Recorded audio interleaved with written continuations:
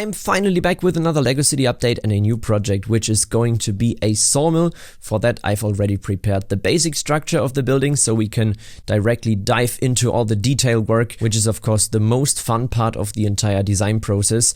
This right there is the roof, which can be taken off in one giant chunk so you can access the interior. And I think you guys know me by now. The next thing I did was getting rid of all the studs, and then this was the foundation for my favorite design part of the exterior part of this building. All these pipes I've added on top of the building for ventilation, which is of course quite important for a building where you have all the sawdust on the inside. For this larger tower I decided to continue with these pipes, although in this case this is most likely for water, I guess, which is of course also needed inside. And talking about the inside, I think it's time to continue building right there. I've now covered up the entire floor, and next up it was time to build the actual heart of the building, which is of course the saw itself. This is also what this green cube right there is supposed to be. Most important part is once again getting rid of all the sawdust, and therefore I've added these two tubes right there, which then go into this giant tower and immediately blast out all the air. This right there is the first part of the conveyor belt, which is then used to transport the giant tree logs right inside the saw, and then afterwards you'll see that in a second at this part of the conveyor belt, this is where then the finished cut wooden boards come out of the saw. Right there you can also see that I've added this sort of ramp towards the side of this conveyor belt to be able to simply take out wood and continue working with the material.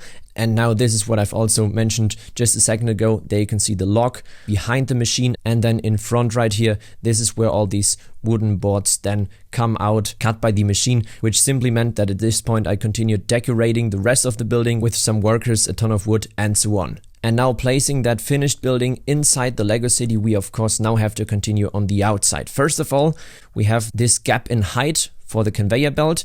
On the other side of the building, we also need to continue the conveyor belt, and therefore, first of all, it was time to add the ground structure, and this is a building technique I've used at several different spots in this rural area of my LEGO City, and therefore it works really well and is this reappearing design pattern, which is always important for larger mocks. This is the building technique of the conveyor belt. I've turned the studs of this little build by 180 degrees, and therefore everything is knotted, as we like to call it. And for the other part of the conveyor belt, I did the exact same thing. Right there, I used this 1x1 round brick, used a bar in the middle, turned the studs by 180 degrees, and the stability is then gained by simply having several of these connections, and then you get this finished little model right there. On the other side of the building, I of course did the exact same thing to the outside, covering up the floor, and now it was time to add this modified conveyor belt, which I've extended a bit towards the outside into the building. So this is where you then place the log on. It gets carried inside the sawmill and then comes out of the other side. The only thing that was missing at this point was my favorite part, to be honest with you. This right there is where all the logs are stored before then being worked with inside the sawmill. And well, I don't think you have an idea of how much time it took me to prepare all these logs right there, but I could finally use all these printed 2x2 round tiles with the wood pattern on it I bought like 2 years ago, simply because I like this type of brick, and now I finally found a good use for that part. Right next to that part, I've added these short train tracks, which is for this crane that is used to then grab the wood logs, transport them over to the conveyor belt, take them off the train in the first place when they are delivered, and of course I've also added a bit of functionality to the entire thing. The only thing I gotta say is it's quite ugly, but that's because there you can see it, the original designs of those things I used as a template are quite ugly. Now however, in this entire chain of events, when it comes to transforming a wood log into several wooden boards, we still need this machine right there. This is a debarking machine, if you want to call it like that. So as you might have guessed, what this thing does is it removes the entire bark of the tree before the log is then being sawed inside the sawmill, and therefore I've also added this sawdust right here on the exterior, which is thrown out of the side of the machine. Really nice detail if you ask me right there. And talking about details, what of course still has to be done is I added a bit of vegetation around the building, which immediately makes a ton of difference. Another thing I added is this container right there to get rid of waste, which then can also be transported off the facility by train. And on the other side of the building, where the finished product is then coming out of the sawmill. I still needed to add details, and what of course is quite realistic in fact is that a ton of wood is simply being stored, waiting right there to be loaded up on the truck and exported from the facility.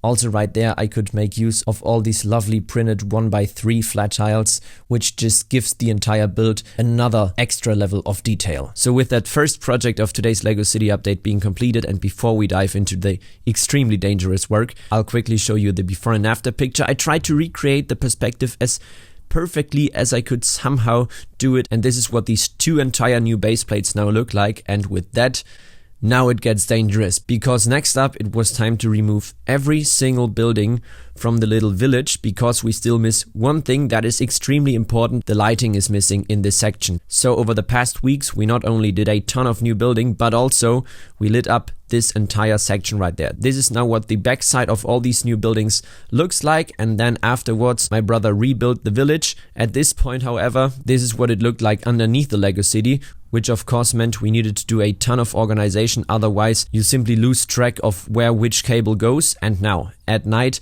this is now what firstly the lit up houses look like, and then this is the best effect if you ask me, all the street lanterns right there. We also added little flickering LEDs to the candles at the graveyard right in front of the little church in the background. And also, talking about the church, we did another thing. First of all, I remodeled the clock tower and, most importantly, the bell. This is what the new design of this bell now looks like. And what I've also done is I added this mechanism where you can now actually swing the bell if you pull on that cable I've added right there, which is something you often find in smaller chapels. And the way this is now connected to the rest of the church is I added this small hole to the roof of the clock tower, then threaded this cord down through the hole and connected the bell with the clock tower. And the way this mechanism now works is I have first of all removed the roof of the church, and then you can see the stud of the string down there, and if I pull on that like this, then up here on top the bell rings. And of course, one thing that's now missing is the sound effect. And for that we added a little speaker right underneath the church, and this is what this now sounds like.